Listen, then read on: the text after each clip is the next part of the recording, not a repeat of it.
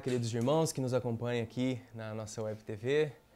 Nós, nessa Semana Santa, estamos muito felizes porque Jesus ressuscitou. E nesse dia a gente tem um evangelho que é maravilhoso, né? O evangelho dos discípulos de Emaús, que nós somos convidados também a caminhar junto com Jesus. Então vamos ler esse evangelho para podermos então adentrar de maneira profunda nesse caminho que Jesus fez com os discípulos de Emaús. Se encontra no evangelho de Lucas, no capítulo 24, versículo de 13 a 35. Naquele mesmo dia, o primeiro da semana, dois dos discípulos iam para um povoado chamado Emaús, a uns 10 quilômetros de Jerusalém. Conversavam sobre todas as coisas que tinham acontecido. Enquanto conversavam e discutiam, o próprio Jesus se aproximou e começou a caminhar com eles. E os seus olhos, porém, estavam como vendados, incapazes de reconhecê-lo.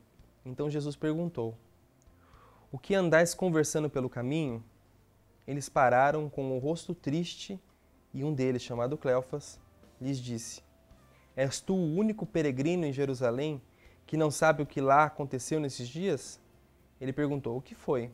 Eles responderam: "O que aconteceu com Jesus, o Nazareno, que foi um profeta poderoso em obras e palavras diante de Deus e diante de todo o povo.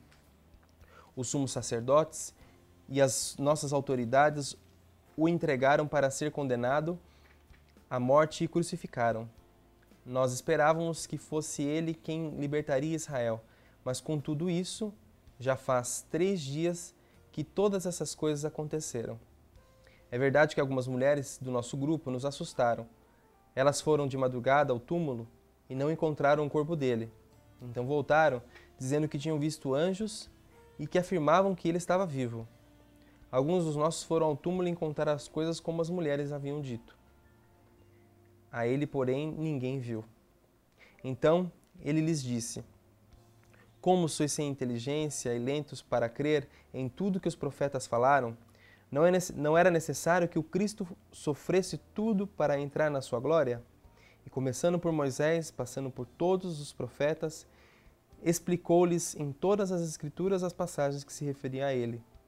Quando chegaram ao perto do povoado onde iam, ele fez de conta que ia adiante. Eles, porém, insistiram: "Fica conosco, pois já é tarde e a noite vem chegando." Ele entrou para ficar com eles, depois se sentou à mesa com eles, tomou o pão, pronunciou a bênção, partiu e deu a eles. E neste momento, seus olhos se abriram e eles o reconheceram. Ele, porém, desapareceu da vista deles. Então um disse ao outro: "Não estava ardendo o nosso coração quando ele nos falava pelo caminho e nos explicava as Escrituras?" Naquela mesma hora levantaram-se e voltaram-se para Jerusalém, onde encontraram reunidos os 11 e os outros discípulos. E esses confirmaram: realmente, o Senhor ressuscitou e apareceu a Simão. Então os dois contaram tudo o que tinha acontecido no caminho e como tinham reconhecido ao partir do pão.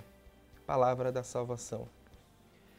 Irmãos, esse evangelho ele é um evangelho já que nós já conhecemos, de certa maneira, é um evangelho muito conhecido. Acho que a gente pode pegar alguns pontos principais, né?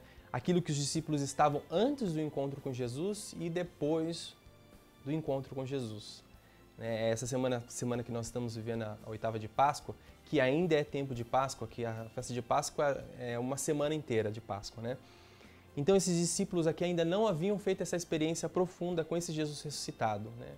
E por isso eles estavam, como fala a palavra, com o rosto sombrio, né? Cabisbaixos, tristes, porque não haviam feito essa experiência de se sentirem iluminados por esse Jesus, que que interessante, né? Quando chegou no entardecer, foi o momento em que eles foram iluminados, né? E o mais interessante ainda do Evangelho é o fato de eles terem andado todos esses quilômetros, aqui fala mais ou menos que são cerca de 13 quilômetros, uma tradição, ou 30 quilômetros. Então você imagina você voltar à noite, não tinha luz elétrica naquele tempo, como nós temos hoje, voltar aí 13 quilômetros ou 30 quilômetros a pé de um lado para o outro, se você não fez uma experiência verdadeira e profunda com esse Deus maravilhoso, né? Essa é a prova que eles realmente mudaram de vida, né? E essa é a experiência que eu quero convidar você a fazer também nessa semana de Páscoa, na sua vida, ou ajudar alguém também a fazer uma experiência Porque a experiência com Jesus é essa que ilumina. Eles não entendiam as Escrituras, Jesus é aquele que explica. Eles estavam tristes, cabisbaixos, Jesus é aquele que vem para dar alegria, é aquele que ilumina, aquele que dá todo o sentido para a vida. Ele é o verdadeiro sentido da nossa vida. Muitas vezes nós andamos também tão cabisbaixos, preocupados com tantas coisas, nossa vida fica focada nesse mundo cheio de barulho, cheio de confusão, cheio de tantas opções, e a gente acaba ficando perdido no meio dessa. Mas eu quero te dizer, irmão, que Jesus, Ele é o foco da tua vida. Se você coloca Ele à frente de todas as coisas, deixa-se iluminar por essa palavra, deixa-se convencer, deixa realmente que essa palavra penetre nos seus pensamentos, na tua consciência.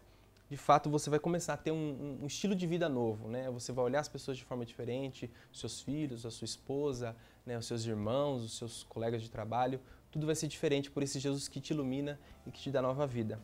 Então, vamos pedir essa graça ao Senhor nesse dia.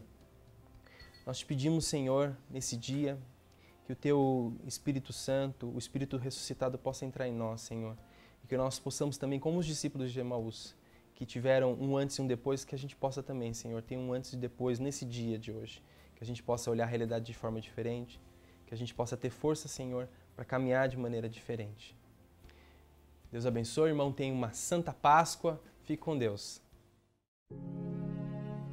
A caridade reúne em si todas as vocações, porque o amor é tudo, abraça tudo e todos, em todos os tempos e lugares.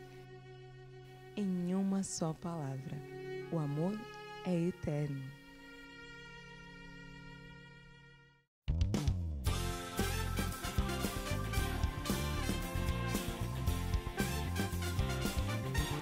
Ajudar quem tanto precisa é uma grande ajuda para você. Ajude-nos a manter esta obra de amor. Torne-se um sócio da Misericórdia. Mais informações, cadastro@misericordia.com.br 11 3257 8805.